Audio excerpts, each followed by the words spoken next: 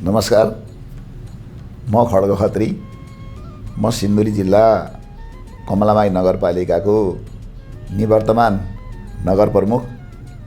म आज मेरा जीवनमा भएका केही तिता मिठा मेरा अनुभवहरू हाम्रो बीचमा यहाँ राख्न चाहन्छु। वास्तवमा यो अवधिसम्म आउनको लागि सामाजिक रूपमा जनताको सेवा गर्दै समाजसेवी बन्दै 2049 सालको निर्वाचित वडा अध्यक्ष, 54 सालमा वडा सदस्य भइयो र 74 सालमा आइपुग्दा कमलामाई नगरपालिकाको नगर प्रमुखको रूपमा नगरपालिकामा प्रवेश गर्न पाइयो। प्रवेश गर्दा होस् वा सानो उमेरदेखि नै सिन्धुली जिल्लाको विकास र यो जिल्लालाई आफ्नो खुट्टामा कसरी उभ्याउन सकिन्छ भन्ने हिसाबले हिजो हामी सुरुका दिनका जनप्रतिनिधि हुँदादेखि नै लाग्यौँ र बीचमा सिन्धुली गढी घुमेर हेर्दा कति न राम्रो दरबार भन्ने गीत जुन सुन्न पाइयो।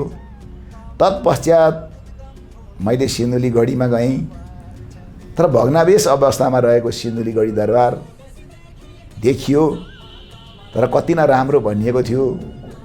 यो दरबार कस्तो होला र यो सिन्धुली गढीलाई विकास गरेर कसरी पर्यटनहरू ल्याउन सकिएला र सिन्धुली जिल्लालाई यो नेपालमा मात्रै नभएर विश्व सामु कसरी चिनाउन सकिएला भन्ने मेरो कौतूहलता थियो। त्यो कौतूहलतालाई पुरा गर्नको लागि मेरा आदरणीय मित्रहरू कमलामाई नगरवासीले 2074 को निर्वाचनमा मलाई कमलामाई नगरपालिकामा पठाउनु भयो। तत्पश्चात म अहोरात्र सधैँभरि मात्रै मेरो दिमागमा सिन्धुली गढी आयो र मैले सुरुकै साल सिन्धुली गढीको गुरु योजना तयार पारेर पुरातत्व विभागमा आएर सिन्धुली गढीको दरबार कस्तो थियो सोही अनुसारको मलाई नक्सा बनाइदिनु पर्यो र त्यो दरबार जस्तो थियो त्यस्तै बनाउन म प्रयत्न गर्छु भने वास्तवमा पुरातत्व विभागले सो अनुसारको नक्सा उपलब्ध गराइदिएपछि प्रदेश सरकारसँग गएर अनुरोध पश्चात आज सिन्धुली गढी दरबार बनेको छ। खुसी लागेको छ। सँगसँगै सिन्धुली गढीमा त्यो गढीबाट अङ्ग्रेजलाई हटाउन सफल भएका हाम्रा तत्कालीन वीर गोर्खालीहरू वंशु गुरुङ, श्रीयास शर्मा, वंशराज पाण्डे लगायत 4 जना तत्कालीन कमान्डरहरूको स्ट्याचु सिन्धुली गढीमा राख्न सफल भइयो। सो बेलाका नेपाल एकीकरण अभियन्ता पृथ्वीनारायण शाह, जसको शालिग सिन्धुली गढीमा देख्न सक्नुहुन्छ। सँगसँगै सिन्धुली जिल्लालाई चिनाउने लोकगायक कृष्ण विक्रम थापाको समेत हामीले त्यहाँ शालिग राख्न सफल भयौँ भने वास्तवमा कहीँ कतै नहारेका सेनालाई सिन्धुली गढीको युद्धमा हराइएको ठाउँ सिन्धुली गढीमा आज नेपाली सेना र तत्कालीन कमलामाई नगरपालिकाको हाम्रो बीचको सहकार्यले आज युद्ध सङ्ग्रहालय सिन्धुलीमा बनेको छ। वास्तवमा हाम्रो चाहना पर्यटन ल्याएर सिन्धुली जिल्ला आर्थिक रूपमा समृद्धि पार्ने र जिल्लावासीलाई कमसेकम पर्यटन भित्र्याउँदै हाम्रो ठाउँलाई विश्व सामु चिनाउने हाम्रो अभियान थियो। त्यो अभियान थोरै भए पनि आज पुरा भएको छ। आज अन्तर्राष्ट्रिय जगतमा हाम्रै पालामा पाकिस्तानका तत्कालीन प्रधान सेनापति, जल सेना, थल सेना र हवाई सेनाका प्रमुख आएर सिन्धुली गढीको अवलोकन गर्नुभएको थियो। हाम्रो गढी सङ्ग्रहालय दरबार निर्माण पछाडि तत्कालीन कप्तान किन्लकका घाइते भनेर पठाएका ती सेनाका वंशजले पनि सिन्धुली गढी हेरेर जानुभयो।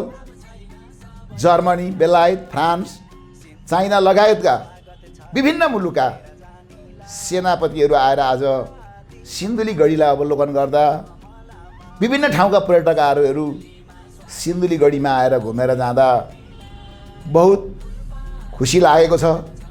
हामी वास्तवमा सिन्धुलीवासी हौँ।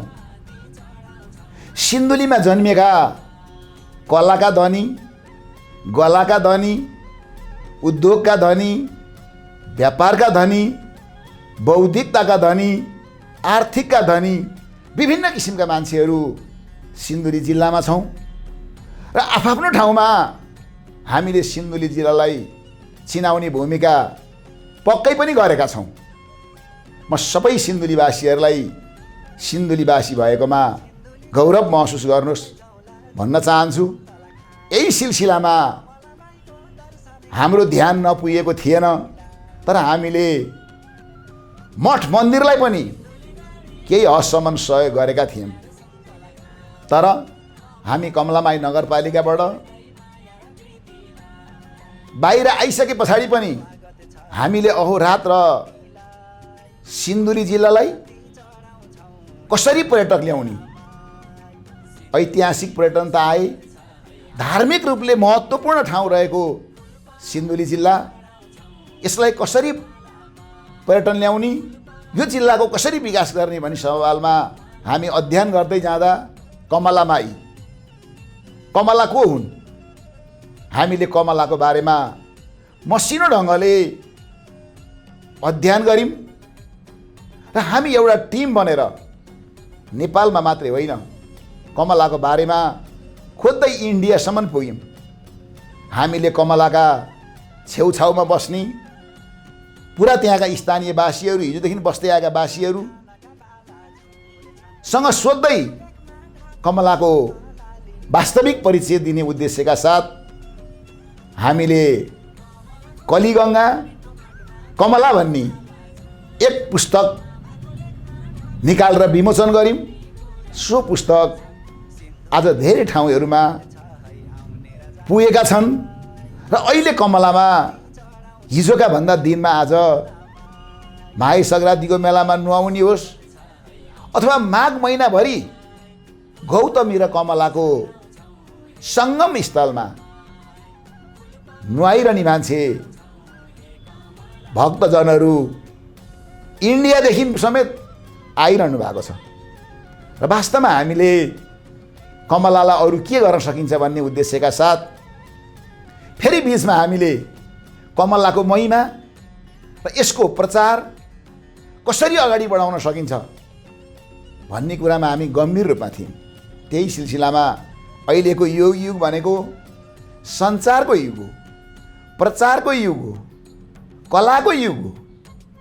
त्यस हिसाबले हामीले एउटा कमलामाई सम्बन्धी गीत एल्बम निकालौँ भन्ने उद्देश्यका साथ हामी अगाडि बढ्दै थियौँ र यसलाई हाम्रै सिन्धुली जिल्लालाई चिनाउनको लागि हिजो पहिलो स्थान सफल गर्न सफल कृष्ण विक्रम थापा र आज आएर सिन्धुलीका विभिन्न गीत माध्यमबाट सिन्धुलीलाई चिनाइरहनु भएको र सिन्धुलीवासीको पनि मन जिब्रोमा रहनुभएका भोजराज काफ्लेज्यू र मेरो बिचमा जुन एउटा खालको भेटघाट भयो, हाम्रो चिनजान त अगाडि पनि थियो र हाम्रो बिचमा एउटा सल्लाह गरेर एउटा कमलामाई गीत एल्बम निकालौँ, यसको प्रचार प्रसार कमलाको बारेमा व्यापक रूपमा गरौँ र यो सिन्धुली विकासको लागि हामी सिन्धुलीवासी भएकाले लिने होइन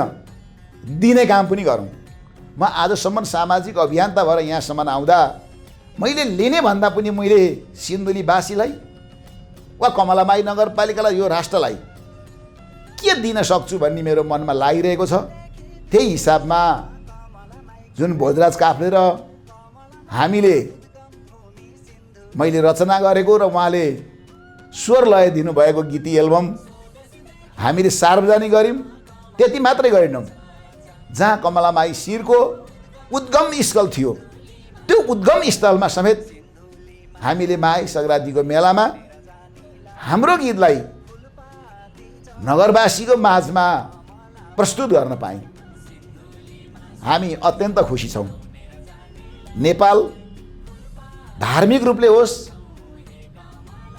या पर्यटकीय रूपले होस् वा वातावरणीय रूपमा होस्, अत्यन्त यदि कोही मान्छेले स्वर्ग छ भन्छ भने स्वर्ग नेपाल नै हो। तर यसको महिमा र चर्चा परिचर्चा गरेर आर्थिक रूपमा नेपाललाई समुन्नत बनाउन लाग्नुपर्ने, यसमा हामी कतै त चुकेका छैनौँ। गौतम बुद्ध लुम्बिनी यहीँ छ, सगरमाथा हामीसँगै छ, जानकी मन्दिर हामीसँगै छ। तीर्थस्थलहरू धार्मिक दृष्टिकोणले हेर्ने हुन्छ भने धेरैभन्दा धेरै नेपालमा छन्। अझ हामी सिन्धुलीमा त कमलामाई ती हुनुहुन्छ, त्रयम्बकेश्वर जुन 12वटा ज्योतिर्लिङ्ग मध्ये एउटा ज्योतिर्लिङ्ग त्यही कमलामाईमा हुनुहुन्छ। हामीले त्यहाँ जगद्गुरुलाई ल्याएर पुराण लायौँ। यसरी हेर्दा कुशेश्वर महादेव पनि सिन्धुलीमै छौँ।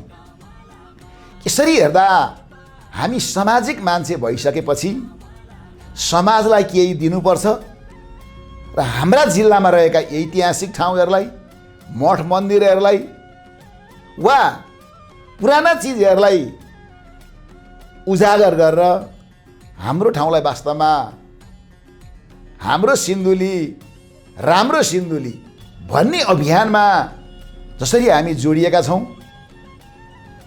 अन्य समुदाय सबैजना मान्छे यहाँ लाग्नु भएको छ। सबैले धेर र थोर सहयोग गरेर यो सिन्धुलीलाई पर्यटन भित्र्याएर आर्थिक रूपमा मजबुत हौँ। सधैँभरि विदेशीसँग अनुदान वा लोन लिएर राज्य बनाउनु भन्दा पनि आफ्नै राष्ट्रलाई केही गर्न सकेदेखि हामी नेपाली भएकोमा गौरव गर्न पाउँथ्यौँ भन्ने उद्देश्यका साथ हामी एउटा अभियानमा छौँ। यो अभियानलाई आगामी दिनमा पनि हामी निरन्तर दिनेछौँ र जसरी जनताबाट साथ र सहयोग पाएका छौँ त्यसको पनि पूर्ण रूपमा अपेक्षा गरेका छौँ। सिन्धुलीवासी भएकोमा गौरव गरौँ। यसरी हामी अगाडि बढ्ने सिलसिलामा अन्य क्षेत्रमा पनि हामीले हेर्नु पर्थ्यो। हामी नगरपालिकाको प्रमुख भइरहँदा हामी भूकम्पले थिलथिलो पारेको अवस्थामा पदमा पुगेका थियौँ। फेरि काम गर्दै गयौँ, हामीलाई कोभिड पनि लाग्यो। तर पनि हामीले गौरवका साथ हामी भन्न सक्छौँ, चाहे त्यो आँखा नभएका मान्छेको मोतीबिन्दुको अपरेसनले होस्, चाहे दाँत नभएका बाआमालाई दाँत हालिदिएर होस्, चाहे एउटा पढ्न नपाइरहेको विद्यार्थीलाई बिना धितो बिना लोनको ब्याज दिएर होस्, चाहे एउटा असहाय मान्छेलाई उपचार गरिदिने कुरामा होस्, शिक्षामा, कृषिमा, स्वास्थ्यमा लगायत हामी निरन्तर अभियानमै थियौँ। यो कुरा नगरवासीलाई सोद्धा पनि हुन्छ र हामी एउटा बुकलेट हामी कार्यकालमा गरेको पनि निकाल्दैछौँ। वास्तवमा मैले यसो भनिरहँदा आगामी दिन कस्तो खालको हुन्छ भन्दा हामी अत्यन्त चिन्तित छौँ। कमलामाई नगरपालिकामा 15,749 घर परिवार छ। त्यो घर परिवारमा कति विदेश, कति स्वदेशमा, कति रोजगारीमा, यी डाटा पनि हामीसँग छन्। हामी आगामी दिनमा रोजगारी खोज्न विदेश जानुपर्ने र काम नपाएर बस्नुपर्ने चिजको अन्त्य गर्नुपर्छ भन्ने अभियानमा छौँ। यसो मैले भनिरहँदा कसरी भन्नु होला, हाम्रा उत्पादन प्रणाली, उत्पादनका साधनहरूलाई हामीले सही रूपमा प्रयोग गर्न सकेनौँ। आज जमिन बाँझो राखेर विदेश जाने स्थिति किन आयो? जमिनलाई सही रूपमा प्रयोग गर्ने वातावरण सरकारले गर्नुपर्छ। यहाँ रहेका हामी ठुल्ठुला कुरामा प्रतिस्पर्धा गर्न नसकौँला अन्तर्राष्ट्रिय जगतसँग। तर यहाँभित्र रहेका शिक्षा प्रणालीलाई सुधारेर आगामी दिनमा नयाँ ढङ्गले लान सकिन्छ। कृषि योग्य जमिनलाई काम गर्ने वातावरण बनाएर यहाँको कृषकले उत्पादन गरेको चिज स्थानीय सरकारले किन्ने र त्यो किनेको चिजलाई स्थानीय सरकारले बजारको व्यवस्थापन गर्न सकिन्छ। यहाँभित्र रहेका स्वास्थ्य सहज र सरल ढङ्गले उपचार गराउन सकिन्छ। हामीले पनि गरेका थियौँ हिजो लगभग 1000 मजदुरहरूको स्वास्थ्य बिमा गरेका थियौँ। जो मान्छे गरिबीको रेखामुनि हुन्छ, रेखामुनि बसेका मान्छेहरूलाई शिक्षा स्वास्थ्यमा सहज ढङ्गले पहुँच पुर्याइदिनुपर्छ र उसले स्थानीय सरकारको महसुस गर्ने अनुभूति हुनुपर्छ। आज त्यही परिणामले राजनीतिक दलहरूप्रति अलिकति आकर्षण जनतामा घट्नुको कारण एउटा यो पनि छ। आगामी दिनमा यहाँको रहेको पर्यटक स्थलको पहिचान गर्ने, यहाँभित्र रहेका बौद्धिक मान्छे सबै तह र तबकाका मान्छेको सुझाव सल्लाह लिने, आफ्नो ठाउँलाई पहिचान चिनाउनको लागि यहाँभित्र रहेका कला र कलाको सही रूपमा प्रयोग गर्ने र आर्थिक रूपमा कमलामाई नगरपालिकालाई सम्पन्न गर्दै आर्थिक रूपमा विपन्न परिवारको घरमा उनीहरूले राज्यलाई तिर्नुपर्ने, गरिबीको रेखामुनि रहेको मान्छेको घरको जीवन स्तर उकास्न केही योजनाहरू पनि छन्। निश्चित रूपमा हो हामीले कर उठाउनुपर्छ। कर सम्पन्नसँग उठाउने र गरिब मजदुरलाई निःशुल्क दिनुपर्थ्यो, त्यो हाम्रो योजना पनि छ। मानिलिनुहोस् गरिबीको रेखामुनि रहेका मान्छेको विद्युतको महसुल नलिँदा पनि हुन्छ। मानिलिनुहोस् अहिले नेपाल सरकारले शिक्षालाई फेरि भन्छ, तर पनि विभिन्न बहानामा पैसा उठाइएको छ। आज भनेको ठाउँमा स्वास्थ्य उपचार भएको छैन। यो चिजलाई चाहिँ आगामी दिनमा हामी परिपूर्ति गर्नुपर्छ। साँचो भनियो भने नेपाललाई 5 वर्षभित्रमा हरेक स्थानीय तहहरूले परिवर्तन दिन सकिन्छ। यसो भनिरहँदा हामीतिर पनि फर्किन्छ कुरा। तपाईँ हुँदा के गर्नु भन्ने कुरामा मैले अघि भने, हाम्रो पालामा एउटा नक्सा पास गर्नेसम्म इन्जिनियर हुन्थ्यो नगरपालिकामा। त्यो खालको सङ्कट हामीलाई जुन भूकम्पले थिल्थिल्याएको थियो त्यसलाई पार गऱ्यौँ, कोभिडको पार गरेका छौँ र हामीसँग योजनाबद्ध ढङ्गको प्लानिङ छ, योजना छ। त्यसैले मैले भन्ने गरेको छ, एज अनुसारको एजेन्डा बोकेको युग अनुसारको युवा चाहिन्छ भन्ने कुरा हो। हामी एजेन्डा बोकेर जानु पर्यो। हामीसँग 5 वर्षभित्रमा जनतालाई म यो काम पुरा गर्न सक्छु भन्ने घोषणापत्र लिएर जानु पर्यो, ताकि जनताको भावनाको प्रतिनिधित्व गर्न सक्ने किसिमको नेतृत्व आजको आवश्यकता हो। यो हुनाले गर्दा अझै पनि सिन्धुलीमा कैयौँ ऐतिहासिक ठाउँहरू छन्। हामीले त मात्र एउटा कमलाको धार्मिक स्थल, अर्को भनेको हामीले त्रयम्बकेश्वर ज्योतिर्लिङ्गको, अर्को भनेको सिन्धुली गढी ऐतिहासिक ठाउँको मात्रै गरेका छौँ। त्योभन्दा बाहेक पनि कमलामाई नगरपालिकामा गर्नुपर्ने धेरै कुरा छन्। कैयौँ मठ मन्दिरको म त यहाँबाट अनुरोध पनि गर्छु, कैयौँ साथीहरूले जसरी सिन्धुली जिल्लाको पहिचानको बारेमा हामी कुरा गरिरहेका छौँ, यो जिल्लाको पहिचान गर्ने किसिमको काम अरू साथीभाइहरूलाई, अरू बौद्धिक जगत, समाजसेवी, राजनीतिक सबैलाई म अनुरोध गर्छु कि आफ्नो जिल्लाको पहिचान चिनाउने काम हामी आफैले गर्नुपर्छ। हाम्रो ठाउँको विकास हामी आफैले गर्नुपर्छ। अर्को मान्छे आएर यहाँ गरिदिँदैन हो। यो हिसाबले हामी अहिलेको अवस्थामा अगाडि बढिरहेका छौँ।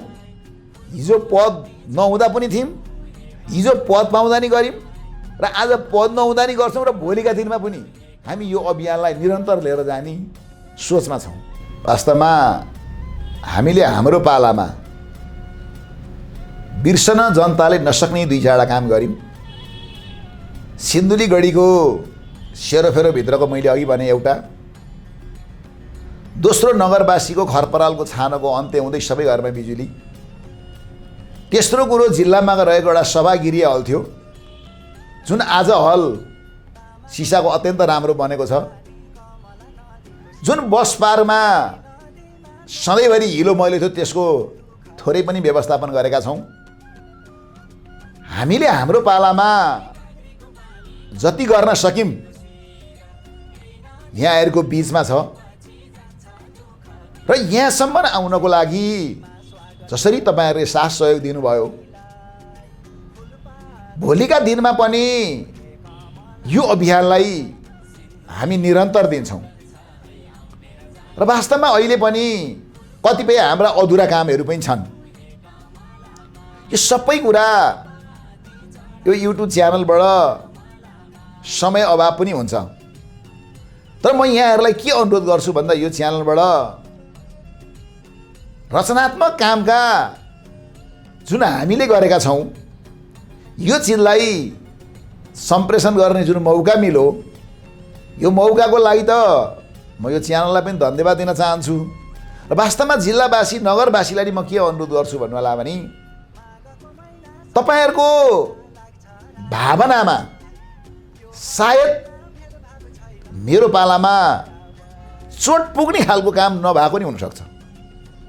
म त्यो चोट पुगोस् भन्ने अभियानमा कहिले पनि लागिनँ र तपाईँहरूले जिताएको जनप्रतिनिधिको कारणले तपाईँहरूको शिर झुक्ने काम पनि भएन होला भन्ने मलाई लाग्छ र आगामी दिनमा पनि धेरै ठाउँबाट चाहे कमला माईको किताब निकाल्दा होस्, चाहे त्रयम्बकेश्वर मन्दिरमा पुराण लाउँदा होस्, चाहे हामीले कमला माई गीत एल्बमको गीत निकाल्दा होस्, चाहे सिन्धुलीगढी बनाउँदा होस्, यी ठाउँमा सहयोग गर्ने सम्पूर्ण दाताहरूलाई म हार्दिक धन्यवाद दिन चाहन्छु।